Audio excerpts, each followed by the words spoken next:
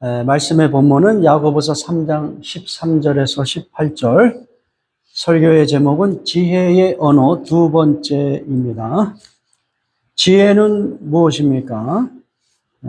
성경은 지혜를 땅으로부터 온 지혜가 있고 또 하늘로부터 온 지혜가 있다, 이렇게 구분을 하고 있습니다. 그래서 우리는 지난주에 먼저 땅으로부터 온 지혜, 그것을 세속적 지혜라고 이야기했고, 그것은 땅에 속한 것이다. 다시 이야기하면 하나님 중심적인 것이 아니라 인간 중심적인 가치관,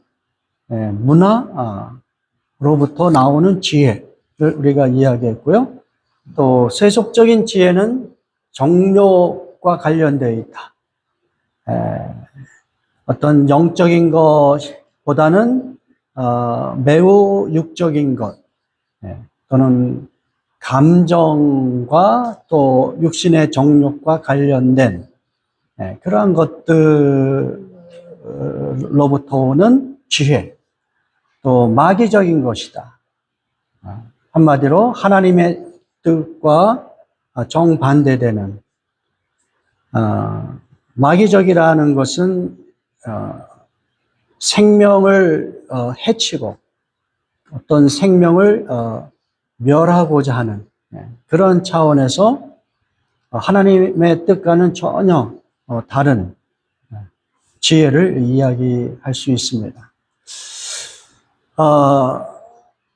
우리 인간들에게 하나님께서 하나님의 그 성품을 주셨고, 하나님의 형상을 따라서, 그래서 인간들에게도 이 하나님이 기뻐하시는 좋은 것들이 많이 있죠. 여러 가지 가치관과 그 문화 속에 인간이 행하는 모든 것들이 다 부정적이다, 이런 이야기를 하는 것은 아니에요. 그러나 하나님이 주신 그 좋은 그 하나님의 성품과 관련된 그러한 것과 함께 마귀는 끊임없이 하나님을 거역하도록 유혹을 하고, 그리고 우리 인간은 그 육신의 그 연약함 때문에 영적인 것보다는 육신의 그 필요에 몰입된 그러한 그 삶을 추구하는 경향들이 있죠. 그러한 것들을 마귀는 계속해서 유혹하는 것이죠. 마치 예수님이 40일 금식하고 광야에서 시험을 받을 때 마귀가 맨 처음 준 시험이 뭐겠어요? 의식주 문제, 먹는 문제란 말이에요. 예수님이 40일 동안 금식하셨으니까 얼마나 배가 고프셨겠어요. 예수님은 무엇이든지 할 수 있는 분인데, 네가 하나님의 아들이거든, 네가 크리스찬이거든, 너 지금 당장 배고프잖아. 그러니까 이 돌을 떡으로 만들어. 그래서 내가 하나님의 아들인 것을 증명해봐. 이제 그런 거잖아요. 그러니까 우리는 이 땅에 사는 한 이 육신적인 필요와 욕구에 몰입될 수밖에 없는 그런 연약한 존재예요. 그렇다고 해서 육신의 필요와 욕구가 또 다 잘못된 건 아니죠. 매우 자연스럽고 생리적이고 그리고 반드시 필요한 거예요. 그런 것들이 채워져야 되는 것은. 근데 문제는 마귀는 너의 육신적인 정욕과 그 욕구에 집중하여 살아라, 그거잖아요. 예수님 같이 배가 고프니까 이제 너는 이제 하나님 상관한 그런 의도가 담겨 있는 유혹이죠. 그러니까 예수님이 그렇게 답변을 하시는 거예요. 야, 사람이 떡으로만 살지 않는다. 떡으로 사는 존재죠. 그러나 떡으로만 사는 존재는 아니다. 무엇으로 살아요? 하나님의 말씀으로. 다시 하면 하나님과 관련된 영적인 어떤 양식을 통해서도 살아가는 것인데, 그것이 더 본질적이고 그것이 더 우선순위가 되어야 된다. 그 예수님께서 크리스찬들의 그 삶의 방향을 분명하게 말씀하신 것이죠.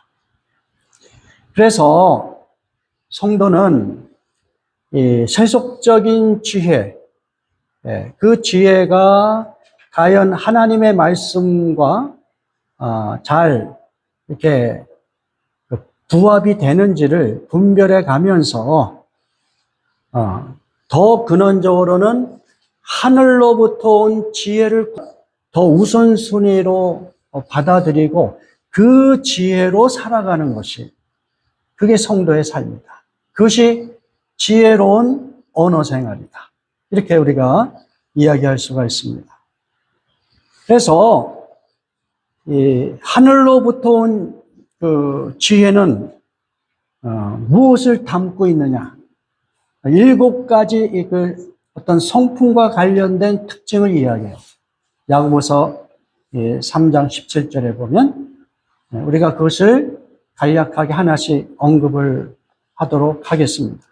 야고보서 3장 17절 같이 봉독합니다. 오직 위로부터 난 지혜는 첫째 성결하고 다음에 합평하고 간용하고 양순하며 긍휼과 선한 열매가 가득하고 편견과 거짓이 없나니. 하늘의 지혜, 다시 이야기하면 하나님께로부터 온 지혜, 그것이 우리의 삶을 주도해야 되는데, 그렇다면 그 지혜는 어떤 특징이 있느냐? 거기에는 하나님의 성품이 담겨 있다는 거예요. 네? 당연한 거 아니겠어요? 우리가 하나님을 따르고 하나님과 교제를 많이 하면 할수록 우리는 누구를 닮겠어요? 하나님의 성품을 닮는 거예요. 네? 그러니까 믿음의 어떤 단계를 이야기한다면 믿음은 최종적으로는 하나님의 성품을 닮아가는 거예요. 그것을 다른 말로 이야기하면 예수 그리스도를 닮아간다고 이야기하는 거예요. 예수 그리스도께서 하나님의 성품을 그대로 살아냈기 때문에, 그러니까 예수 그리스도의 그 말씀과 그분의 그 삶의 양식을 쫓아가는 것, 그것이 뭐예요? 믿음의 최종적인 목표라고 할 수가 있는 것이죠. 네? 우리는 단순히 예수님의 가르침에 동의하는 것에 그치지 않습니다. 그분의 말씀에 우리의 운명을 맡기는, 신뢰하는 과정이 필요하고, 그리고 하나님께서 우리에게 말씀하시는 것을 성실하게 쫓아 행하는데, 궁극적으로는 하나님과의 교제가 깊어지면서 하나님의 성품을 닮아 나가는 것, 그것이 믿음의 어떤 최종적인 단계라고 할 수가 있겠습니다. 그래서 우리가 이 땅에서 지혜로운 언어로 이렇게 살아간다는 것은 하나님과의 교제 속에서 우리가 배워오는 어떤 하나님의 성품과 관련된 것이다. 이렇게 정리를 할 수 있어요. 첫 번째는 무엇이냐면, 우리가 말을 할 때 하나님이 원하시는 우리가 드러내야 될 하나님, 그것은 우리가 그 말을 할 때 말이에요. 말의 동기가 깨끗한 거예요. 어떤 그 이면의 이기심이나 질투나 이기적인 야망, 어떤 숨은 의도, 어떤 그 어두운 생각이 그 안에 있는 그러한 말이 아니라는 것이죠. 우리가 지난주에 이 세속적 지혜의 그 마음의 상태의 2가지를 우리가 요약을 했어요. 하나는 무엇이었어요? 시기였어요. 시기, 질투. 또 하나는 무엇이었습니까? 이 selfish ambition. 어떤 다른 사람의 처지나 유익을 구하는 것보다 오직 자기의 유익과 자기의 야망을 염두에 두면서 말을 하는 거예요. 그러니까 그런 말을 따르는, 그런 말에 영향을 받는 그 상대방이나 그 공동체는 결과적으로 분열되고 다툼이 일어날 수밖에 없는 것이죠. 그러나 하나님의 성품을 우리가 잘 적용해 가면 우리가 말을 할 때 어떤 이러한 질투, 이기적인 야망, 뭐 이런 것들이 제거가 되는 거예요. 아주 순수한 동기, 순수한 동기로 말을 하려고 하는 것이죠. 그러니까 한마디로 정직한 것이죠. 아주 말의 내용도 내가 원래 말하려고 했던 의도도 이게 아주 일치가 되는 그러한 언어 생활을 우리가 해야 되는데요. 요즘에 이제 한국에서 그 내란 재판이 있잖아요. 그러면 이제 피의자들이 그 내란에 적극적으로 가담했던 그런 피의자들이 나름대로 자기 그 변호를 한단 말이에요. 근데 TV에서 비춰지는 그 사람들의 눈을 보면 정직해 보여. 사실은 거짓말을 하는 건데 그 사람들의 눈을 보면 아주 정직하게 말을 하려고 하는 그런 모습들이 비춰져요. 이게 구체적 이름을 제가 얘기 안 해요. 근데 그것은 거짓말이에요. 거짓말. 그러니까 우리가 흔히 저 사람의 눈을 보면 그 사람의 마음을 알 수 있다라고 얘기하는데 아닌 것 같아요. 우리는 정말 이 사람이 가면을 확실하게 쓰기 때문에 뭐 이 사람의 외모나 눈을 가지고도 저 사람의 그 어떤 숨은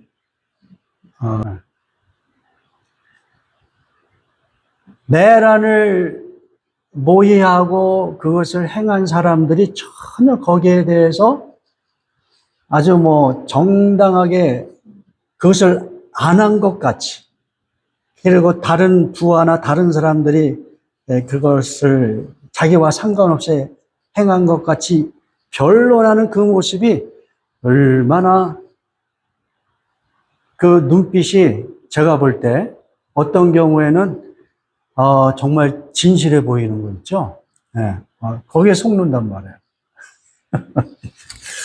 사람이 그렇구나, 사람이.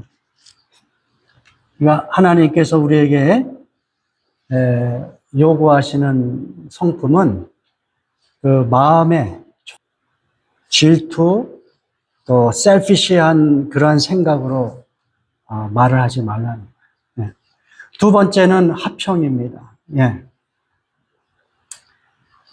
어떤 릴레이션십을 깨트리는 그런 말이 아니라 릴레이션십을 세워주는 말. 갈등을 키우기보다는 어떤 화해를 이끄는 그러한 성품을 가지고 말을 하는 것이죠. 그러니까 이왕이면은 공격적인 말보다는 내가 옳다고 생각하면 어때요? 이 목소리가 막 커지고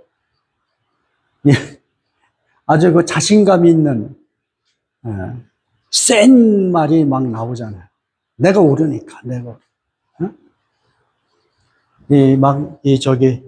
요즘에는 이 스마트폰으로 즉각 그 어떤 사실의 정확성을 파악할 수 있잖아요. 스마트폰을 가지고 상대방이 좀 잘못 이야기한 거에 대해서 굳이 그거를 그러니까 내가 옳더라도 우리의 마음에 이 합평의 마음을 품으면서 이야기하는 연습을 해야 돼요.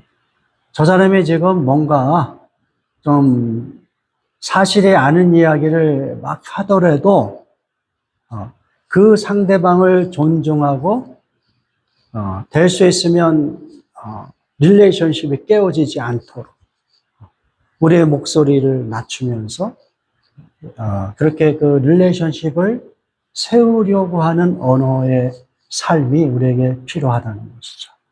세 번째는 관용입니다.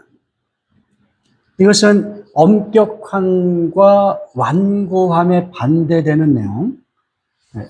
다시 이야기하면 젠틀한 것이죠. 젠틀한 것. 그러니까 이 사람의 마음에는 여유가 있는 거예요. 젠틀하려면 마음에 여유가 있어요. 네.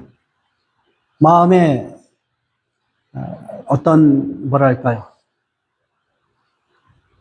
속 좁은 그러한 상태에서는 관용의 그 언어가 나올 수가 없는 것이죠.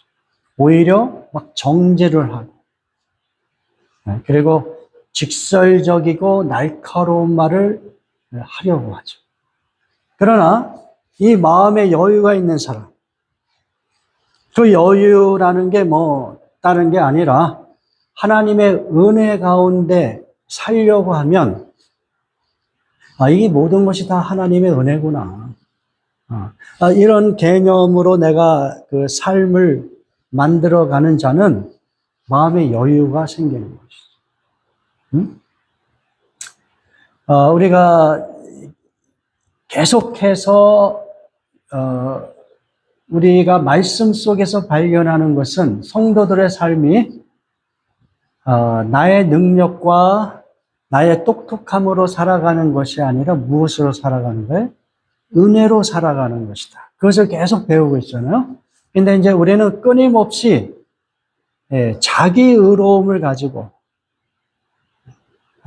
자기 스스로와 다른 사람에 대한 엄격한 태도를 가지고 그렇게 릴레이션십을 가지려고 한다는 거예요. 그것은 성도의 삶의 방식이 아니다.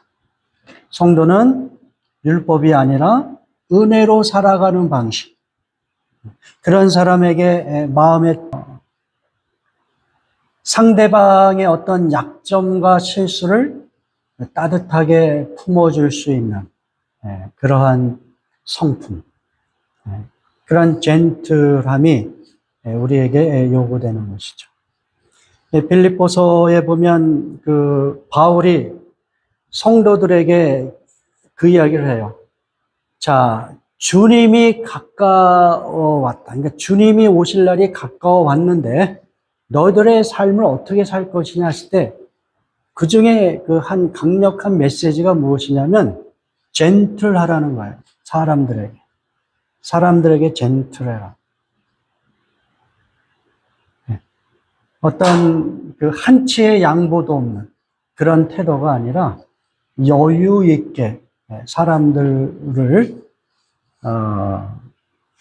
대우해주고 말을 할 수 있는 그러한 것을 우리가 적용할 수가 있습니다. 네 번째 성품은 양순입니다. 영어식 표현으로는 submissive 이렇게 되어 있어요. 이것은 어떤 사람의 그 설명이나 조언을 잘 받아들이는 유연한 태도를 이야기할 때 양순이라는 단어를 사용하는 것이죠. 그러니까 고집하지 않아요. 내 생각이 옳아, 내 말이 맞아 해서까지 자기 말을 그 어떤 이해시키고 다른 사람을 설득하게 하여 막 이렇게 포스하거나 고집하지 않아요. 그리고 나하고 좀 생각이 달라도 어때요? 들으려고 해요. 그리고 배우려고 해요. 그래서 처음에는 아닌 것 같은데 그 사람 말을 들어보니까 타당해. 괜찮은 생각이야.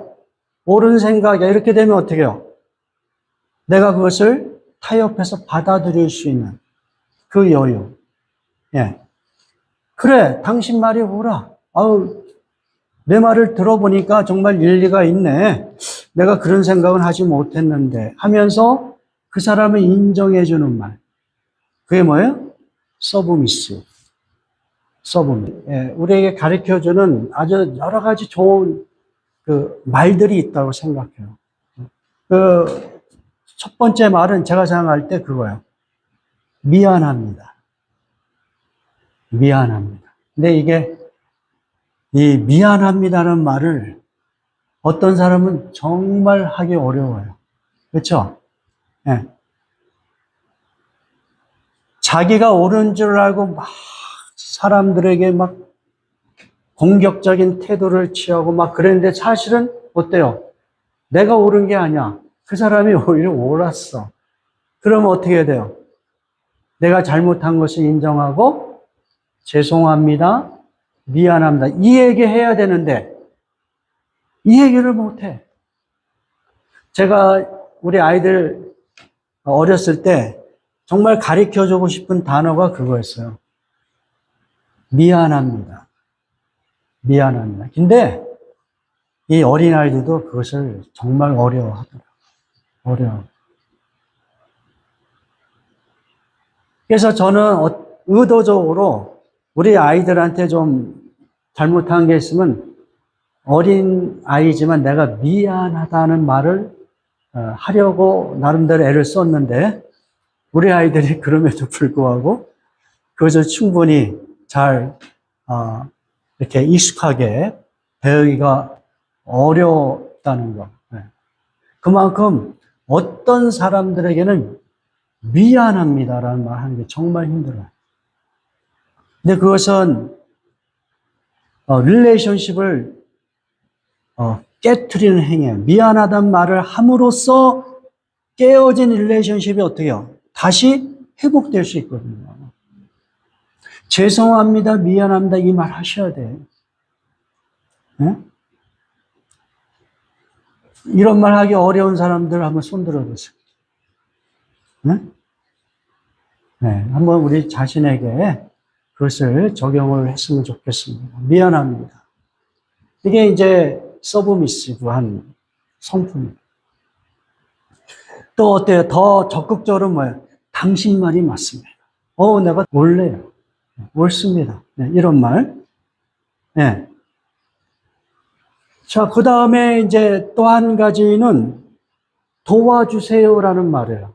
여러분, 누군가에게 도와주세요라는 말을 한 적이 있어요? 네.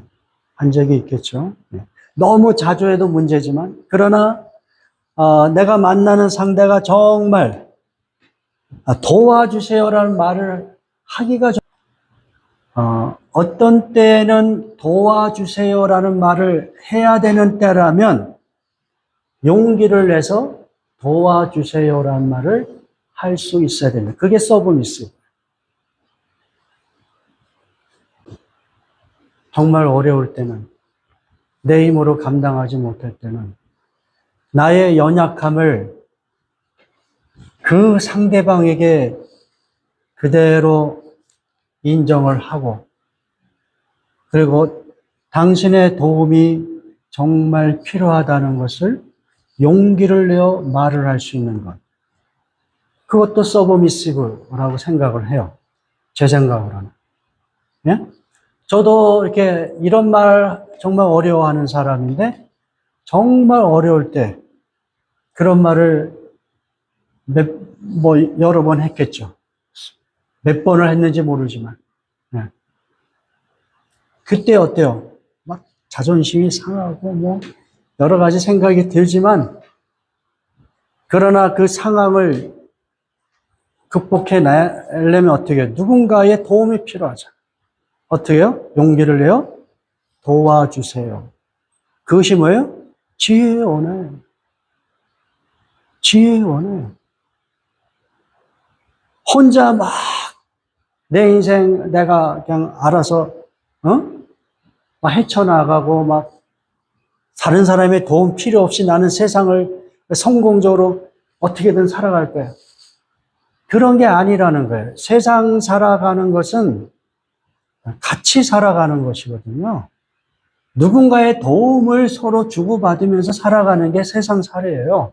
그러면은 그것이 부모든 뭐 형제든 예? 자녀든 정말 내 힘으로 할 수 없을 때는 어때요? 어떻게 해야 돼요? 도와달라고 요청을 하는 거예요. 근데 거기에는 자존심이 많이 깎이죠. 그래서 용기가 필요한 거예요. 그 용기의 이 서브미시브한 그 캐릭터가 없으면 용기 못 냅니다. 예. 우리가 너무 많이 다른 사람을 의존하려고 하는 그런 차에서 도와주세요라는 말은 별로 의미가 없겠지만 정말 이 시점에서는 내 능력으로 감당할 수 없어. 그럼 어떻게 해요? 용기를 내셔야지. 도와주세요. 그게 뭐예요? 그게 하늘의 언어이고 그게 지혜의 언어예요. 그런데 그런 말을 들은 사람이 정말 좋은 마음을 갖고 있다면 어떻게 해요? 도와주세요라는 말을 하는 순간 그 릴레이션십이 어때요? 더 좋아지는 거예요. 이 사람이 나를 그래도 신뢰하고 여러 사람들이 있을 텐데 특별히 나에게 도움을 요청하는 거예요. 그래서 그 사람과의 릴레이션십이 어떻게 해요? 더 좋아지는 거예요. 서로에게 더 관심을 갖는 거예요. 그래서 도움을 요청한 사람이나 또 도와주는 사람이나 어때요? 릴레이션십이 더 견고해져요. 네. 여러분이 세상을 살아가면서 이 도와주세요라는 말을 할 수 있는 용기를 갖기를 주님의 이름으로 축원합니다. 네. 5번째 성품은 뭐냐면 긍휼과 선한 열매예요. 긍휼은 불쌍히 여기는 마음이잖아요. 네? 이것은 하나님의 성품이에요. 하나님은 우리를 긍휼히 여긴단 말이에요. 그 성품으로 이 대화를 나눌 수 있어야 되고요. 특별히 상처받은 사람들을 향하여 우리는 어떻게 하면 그 사람들을 위로할 수 있는 그 사람을 수용하고 그가 어떻게든 회복될 수 있도록 하는 어떤 그러한 단어. 네? 더 적극적으로는 어때요? 단순히 불쌍히 여기는 것이 아니라 긍휼과 선한 열매가 같이 연결이 돼요. 당신이 정말 그렇게 어려워하니 제가 어떻게든 돕기를 원합니다. 그래서 직접적으로 돕는 거예요. 네. 그것이 바로 긍휼과 선한 열매와 관련된 그러한 성품이라는 것이죠. 6번째는 편견이 없다고 그랬어요. 어느 한쪽에 치우치지 않는다는 거예요. 편견이 없다는 얘기예요. 오늘날 보니까 이 한국과 미국이 전부 다 이 하나님의 말씀에 서서 이렇게 세상을 보기보다 이 정치적이고 이데올로기적인 그러한 관점에서 세상을 보고 대화를 한단 말이에요. 한쪽은 우파의 입장에서, 한쪽은 좌파의 입장에서, 또 한쪽은 아주 극우의 입장에서, 하나는 아주 극자의 입장에서 대화를 하려고 하니 이 대화가 되겠습니까? 안 되는 거예요. 그러한 대화는 뭐예요? 한마디로 편견이 있는 대화예요. 한쪽에 치우친 대화랍니다. 그것은 어떻게 협의할 수 있는 길이 안 보이는 거예요. 여러분이 될 수 있으면 극자, 극우의 편에 서지 않기를 바라요. 네. 어느 한쪽이 완전히 정말 파멸되고 무너지고 한 태도, 그게 뭐예요? 극우, 극자예요. 여러분들이 그런 이데올로기의 희생양이 되지 않기를 바라요. 그것은 아주 위험하고 성경적이지 않습니다. 크리스찬이라고 하면서 극우의 편에 서고 국제의 편에 서기도 하는데 그것은 성경을 아주 왜곡하는 태도라고 할 수가 있어요. 왜냐하면 하나님은 한마디로 차별하지 않는 분이시기 때문에 그래요. 하나님은 차별하지 않으세요. 여러분이 우파의 생각을 갖든 좌파의 생각을 갖든 구구가 됐든 국자가 됐든 상관없어요. 하나님은 여러분을 차별하지 않아요. 그렇다면 우리는 하나님의 성품을 좇아서 이 사람이 국자에 있든 구구에 있든 어떻게 해요? 네, 어느 한편의 시각으로 그 사람들을 판단하기보다 하나님의 성품, 차별과 편애가 없는 그 어떤 공정한 마음, 그러한 마음으로 이 대화하는 그 법을 배워야 돼. 정말 이게 중요해요. 우리 목사님들 사회에서도 이런 면들이 부족하기 때문에 대화가 안 돼요. 오늘날. 너무 이게 성경적인 가치관이 아니라 세속적인 가치관과 이데올로기가 지배를 하니까 그 차원에서 대화를 하려니까 정치, 무슨 다른 문화에 대해서 이야기할 수가 없어요. 그것은 정말 슬픈 현실이에요. 지혜롭지 않아요. 그거는 마귀적이에요. 이것을 극복하는 게 너무 힘들어요. 우리 교회 성도들 간에도 마찬가지. 그러니까 여러분이 어느 한쪽의 시각을 가지고 편견을 가지고 대화하는 것을 지양하시고 성경이 우리에게 말씀하시는 공평한 시각,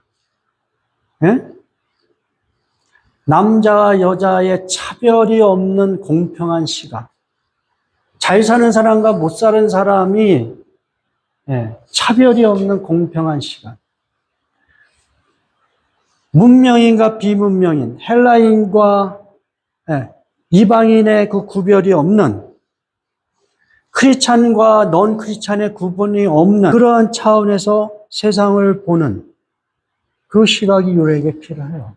왜냐하면 하나님이 그런 하나님이 믿는 사람들만 사랑하는 거 아닙니다.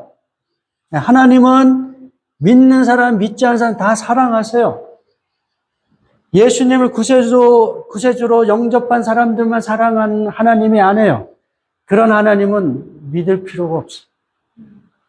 예수 그리스도 안에서 모든 인간들이 구원받기를 원하시는 하나님의 마음이 있지만 그렇다고 해서 하나님은 편애하시는 하나님이 아닙니다. 하나님은 믿는 사람이나 믿지 않은 사람들이나 공평하게 무엇을 주셨어요? 햇볕을 주시고 비를 내리게 하시고 그들에게 먹을 것을 주시고 믿는 사람이나 믿지 않은 사람이나 서로 협력하여 평화로운 나라를, 평화로운 공동체를, 그 사회를 만들어가면서 살아가기를 원하시는 것이 우리 하나님이세요. 잘못된 믿음은 그것을 막 갈라치기 해서 한쪽의 시각으로만 그렇게 살도록 하는 거예요. 예? 마치 그 무슬림들이 한 손엔 칼, 한 손엔 코란 이렇게 얘기하면서 자기네 그 메시지를 받아들이지 않으면 어떻게 해요? 심판을 하는 그런 하나님이 아니란 말이에요. 예? 자, 마지막으로 거짓이 없는 성품. 예? 다시 이야기하면 그런 것이 아니라 속과 겉이 같은 두 얼굴이 없는 진심을 담은 말을 하는 것이죠. 아첨이 아니라 진심이 담긴 칭찬을 하는 것이죠. 이렇게 우리는 하나님의 성품을 본받아서 말을 하도록 끊임없이 자기 자신을 돌아보고 적용을 해야 되는 것이죠. 자, 이렇게 하나님의 성품으로 말을 한다면 어떤 결과를 만들어낼 수 있을까요? 야고보서 3장 18절을 같이 봉독합니다. 합평케 하는 자들은 합평으로 심어 의의 열매를 거둔다. 합평케 하는 자들은 한마디로 이야기하면 앞에 그 17절에 나와 있는 성품을 가지고 하늘의 그 지혜를 가지고 이야기하는 사람들. 그 사람들은 마치 합평케 하는 자들과 같은데 그들은 어떤 사람이냐? 합평이라는 씨앗을 심어서 의의 열매를 거두는 자들이다. 이렇게 이야기하고 있는 거예요. 여기서 의라는 것이 성경에서는 어떻게 표현되냐면 하나님과 인간 사이의 올바른 릴레이션십을 표현할 때 righteousness, 의라는 단어를 사용하는 거예요. 예? 그러니까 하나님과 인간 사이에 순수하고 신뢰할 만한, 하나님은 인간에게 그 약속하신 것을 반드시 성실하게 지켜서 우리를 구원하시고, 또 하나님을 믿는 성도들은 또 하나님의 은혜를 바라보면서 그분을 믿음으로 성실하게 릴레이션십을 갖는 것. 그게 뭐예요? 그게 의예요. 예. 그러니까 하늘로부터 오는 그 지혜의 단어들을 사용하는 사람들은 상대방과 그가 속해 있는 공동체, 그 사회, 그 나라에 합평이라는 것을 심고, 그리고 인간 간의 릴레이션십을 어떻게 해요? 올바른 릴레이션십으로 만들어낸다는 거예요.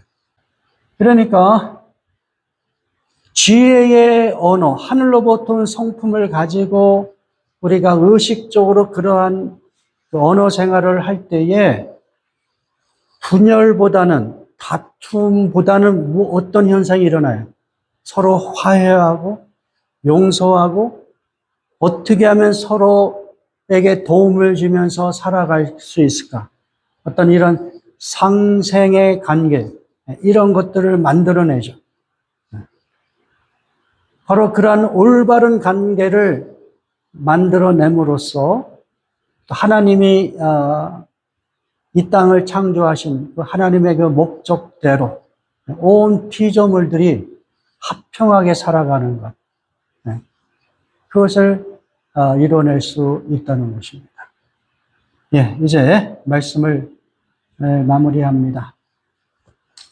예, 세상에서 온 어떤 지혜의 말은 그 자랑의 이야기를 듣는 순간 우리 안에 어떤 것이 일어나겠어요? 예, 질투심이 일어나고, 그래서 그 릴레이션십이 흔들거리고, 예, 그리고 분열이 일어나는. 예, 그래서 한쪽은 좋지만 다른 한쪽은 매우 상처를 받는 제로섬 게임과 같은 그러한 언어라고 할 수가 있습니다. 그러나 하늘로부터 오는 그 지혜의 말은 모든 사람들을 이롭게 해요. 서로 의지하게 만들고, 서로 신뢰하게 만들고, 서로 어떻게 하면 더 정말 합평하게 살아갈 것인가를 서로 구하는 그러한 결과를 만들어내는 것입니다. 예, 그러므로 우리 성도들이 정말 하나님을 믿는 그러한 삶의 여정 속에서 우리는 끊임없이 하나님의 성품을 닮아나가고 그것을 기억하고 그것을 적용하는 언어 생활을 통하여 하나님이 창조하신 이 온 세상이, 가정과 교회와 그 사회가 합평한 릴레이션십으로 만들어가는 그러한 일에 우리가 역할을 할 수 있기를 주님의 이름으로 축원합니다. 우리 다 같이 기도하겠습니다.